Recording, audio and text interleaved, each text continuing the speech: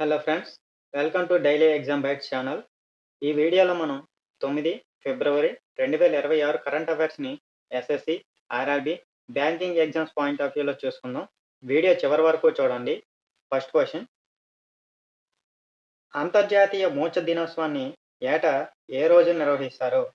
అంటే correct answer option B, ఫిబ్రవరి 2వ సోమవారం అండి. ప్రతి ఏటా ఫిబ్రవరి 2వ సోమవారాన్ని మనం అంతర్జాతీయ మూర్ఛ దినోత్సవం జరుపుకుంటామండి. గుర్తుంచుకోవాలి. మూర్ఛలో వచ్చే ఫిట్స్ అనేవి మెదడులో అకస్మాత్తుగా జరిగే అసాధారణ విద్యుత్ కార్యకలాపాల వల్ల కలుగుతాయండి. అలాగే థీమ్ ఏంటంటే ఎపిలెస్ ప్లెడ్జ్ అండి. ఈ సంవత్సరం థీమ్ ఏంటంటే ఎపిలెస్ ప్లెడ్జ్. గుర్తుంచుకోవాలండి కీ పాయింట్స్ అన్ని. అంతర్జాతీయ మూర్ఛ దినోత్సవాన్ని ఏటా ఏ రోజు నిర్వహిస్తారంటే సెకండ్ మండే ఆఫ్ ఫిబ్రవరి. ఫిబ్రవరి 2వ సోమవారం ప్రతి ఏటా అంతర్జాతీయ మూర్ఛ దినోత్సవం జరుపుకుంటామండి. ఈ సంవత్సరం థీమ్ ఏంటంటే ఎపిలెస్ ప్లెడ్జ్ అండి. Next question: Padhai with AI కార్యక్రమం ఏ జిల్లా విద్యార్థుల కోసం ప్రత్యేకంగా రూపొందించబడింది? అంటే correct answer option C, Bilaspur అండి. చూడండి, ఇందులో కీ పాయింట్స్ చూసుకుంటే ఇది లాంచ్ చేసింది హిమాచల్ ప్రదేశ్ సీఎం సుఖ్వీందర్ సింగ్ సుఖు అండి. దీని ఎయిమ్ ఏంటంటే పోటీ పరీక్షలకు సిద్ధమయ్యే విద్యార్థులకు సహాయం చేయడమే ప్రధాన లక్ష్యం అండి. చూసుకొని గుర్తించుకోవాలి. ఆ ఏఐ పేరేంటంటే పడాయి విత్ ఏఐ అండి. ఎక్కడ ఏ డిస్ట్రిక్ట్లో అంటే బిలాస్పూర్. ఎవరు దీన్ని లాంచ్ చేశారంటే హిమాచల్ ప్రదేశ్ సీఎం సుఖ్వీందర్ సింగ్ సుఖు అండి. దీని ఎయిమ్ ఏంటంటే పోటీ పరీక్షలకు సిద్ధమయ్యే విద్యార్థులకు సహాయం చేయడం అండి. గుర్తించుకోవాలండి కీ పాయింట్స్. క్వశ్చన్ ఏ విధంగా అడగచ్చు. నెక్స్ట్ క్వశ్చన్: 2024లో రీసెర్చ్ అండ్ డెవలప్మెంట్కి అత్యధికంగా ఖర్చు చేసిన దేశం ఏది? అంటే కరెక్ట్ ఆన్సర్ చూడండి, ఆప్షన్ డి, చైనా అండి. చైనా ప్రతి సంవత్సరం రీసెర్చ్ అండ్ డెవలప్మెంట్కి $785.9 బిలియన్ ఖర్చు చేస్తుందండి. సెకండ్ ప్లేస్లో ఏముందంటే యునైటెడ్ స్టేట్స్ ఉన్నాయండి. మరి మన ఇండియా ర్యాంక్ చూసుకుంటే గ్లోబల్లీ 7th ర్యాంక్లో ఉందండి. మనం ప్రతి ఏటా రీసెర్చ్ అండ్ డెవలప్మెంట్కి $75.7 బిలియన్ ఖర్చు చేస్తున్నామండి. చూసుకోండి ఈ డిఫరెన్సెస్లో. ఫస్ట్ అయితే చైనా ఉందండి, రీసెర్చ్ అండ్ డెవలప్మెంట్కి అత్యధికంగా ఖర్చు చేసిన దేశం. సెకండ్ పొజిషన్లో యునైటెడ్ స్టేట్స్ ఉన్నాయండి. ఒకవేళ మన ఇండియా ర్యాంక్ కానీ అడిగితే 7th ర్యాంక్లో ఉన్నామండి. మనం ఎంత ఖర్చు చేస్తున్నామంటే $75.7 బిలియన్ అండి. గుర్తించుకోవాలి ఇవన్నీ కీ పాయింట్స్. నెక్స్ట్ క్వశ్చన్: బెంగళూరులో 2 నానోమీటర్ సెమీ కండక్టర్ చిప్ను ఎవరు ప్రారంభించారు? అంటే correct answer option C, Ashwini Vaishnaw అండి. ఈయన ఈ చిప్ను ప్రారంభించారు. క్వాల్కామ్ సంస్థ అభివృద్ధి చేసిందండి దీన్ని. 2 నానోమీటర్ సాంకేతిక అత్యాధునిక చిప్ టెక్నాలజీకి ఉదాహరణ అండి. గుర్తించుకోవాలి. బెంగళూరులో, ఎక్కడంటే బెంగళూరులో అండి ప్లేస్. బెంగళూరులో 2 నానోమీటర్ సెమీ కండక్టర్ చిప్ను ఎవరు ప్రారంభించారంటే అశ్విని వైష్ణవ్ అండి. నెక్స్ట్ క్వశ్చన్: 2025-26 సంతోష్ ట్రోఫీని ఏ జట్టు గెలుచుకుంది? కరెక్ట్ ఆన్సర్ చూడండి, ఆప్షన్ సి, సర్వీసెస్ అండి. సర్వీసెస్ అనేది 2025-26 సంతోష్ ట్రోఫీని గెలుచుకుందండి. ఎవరిపైన గెలుచుకున్నారంటే ఫైనల్ కేరళ జట్టును ఓడించారండి. ఫైనల్ కేరళకును సర్వీసెస్కి జరిగింది. కేరళ జట్టును ఓడించి సర్వీసెస్ టైటిల్ సొంతం చేసుకుందండి. ఇది 8వ టైటిల్ అండి. టోర్నమెంట్ పేరు 79వ నేషనల్ ఫుట్బాల్ ఛాంపియన్షిప్ అండి. గుర్తుంచుకోవాలి. మనం కాంపిటేటివ్ ఎగ్జామ్లో చాలాసార్లు ఈ సంతోష్ ట్రోఫీ గురించి వినే ఉంటాం. ఈ సంతోష్ ట్రోఫీ అనేది ఏ క్రీడకు సంబంధించిందని అడుగుతుంటారు. ఫుట్బాల్కి అండి, అది కూడా గుర్తుంచుకోవాలి. అలాగే ఈ సంవత్సరం సంతోష్ ట్రోఫీని ఎవరు గెలుచుకున్నారంటే సర్వీసెస్ అండి. ఎవరిపైన అంటే కేరళ పైన. అదే సర్వీసెస్కి ఇది 8వ టైటిల్ అండి. ఈ ఈ సంవత్సరం 79వ నేషనల్ ఫుట్బాల్ ఛాంపియన్షిప్ అండి ఇది. గుర్తుంచుకోవాలి కీ పాయింట్స్ అన్ని.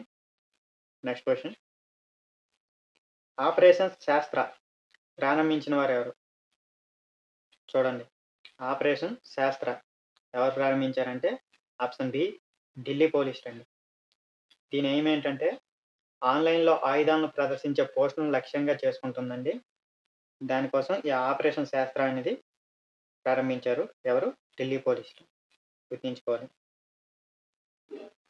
చూడండి నెక్స్ట్ క్వశ్చన్: సాఫ్ అంటే అదే SAFF సాఫ్ అండర్-19 మహిళల ఛాంపియన్షిప్ 2026ను ఏ దేశం గెలుచుకుంది?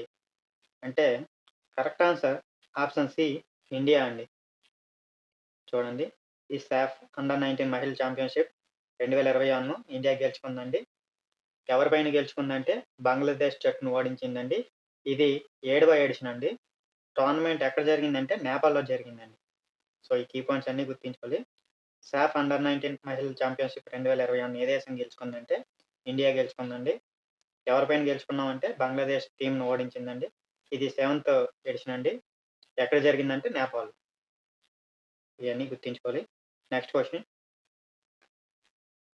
ఇటీవల వార్తల్లో కనిపించిన లైరియోథెమిస్ క్యారలెన్సిస్ అంటే ఏమిటి? చూడండి. ఇటీవల వార్తల్లో కనిపించిన లైరియోథెమిస్ క్యారలెన్సిస్ అంటే ఏమిటంటే కొత్త డ్రాగన్ ఫ్లై జాతి అండి ఇది. గుర్తుంచుకోవాలి. ఆప్షన్ ఏ కొత్త డ్రాగన్ ఫ్లై జాతి అండి ఇది. దీన్ని సాధారణంగా స్లెండర్ బాంబిడియర్ అని పిలుస్తారండి. కేరళ తీర ప్రాంతాల్లో ఈ జాతిని గుర్తించారండి. చూడండి కీ పాయింట్స్ అన్నీ. ఫస్ట్ సైంటిఫిక్ నేమ్ లైరియోథెమిస్ క్యారలెన్సిస్ అండి. అంటే ఏంటంటే కొత్త డ్రాగన్ ఫ్లై జాతి అండి ఇది. దీన్ని సాధారణంగా స్లెండర్ బాంబిడియర్ అని కూడా పిలుస్తారు. ఇది ఎక్కడ మనకి గుర్తించారంటే కేరళ తీర ప్రాంతాల్లో ఈ జాతిని గుర్తించారండి. Next question. ఈ స్పోర్ట్స్ నేషన్స్ కప్ 2026కి ఇటీవల ఏ క్రీడ జోడించబడింది? అంటే కరెక్ట్ ఆన్సర్ చూడండి. ఆప్షన్ బి చెస్ అండి. ఈ స్పోర్ట్స్ నేషన్స్ కప్ 2026కి ఇటీవల ఏ క్రీడ జోడించబడిందంటే చెస్ అండి. ఇది టోర్నమెంట్‌లో 16వ టైటిల్ అండి. ఈ పోటీలు సౌదీ అరేబియాలో రియాద్‌లో జరుగుతున్నాయి. 2026 నవంబర్ 2 నుంచి 29 వరకు జరుగుతాయండి. గుర్తుంచుకోవాలి ప్లేసు.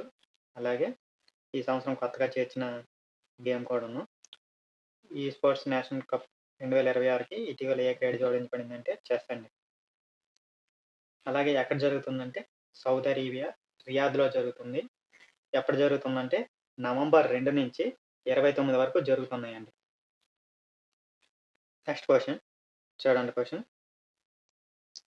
పశ్చిమ అర్ధగోళంలో ఎత్తైన శిఖరం అయిన అకాన్‌కాగ్వా పర్వతాన్ని విజయవంతంగా అధిరోహించిన అరుణాచల్ ప్రదేశ్‌కు చెందిన భారతీయ పర్వతారోహకుడు ఎవరు?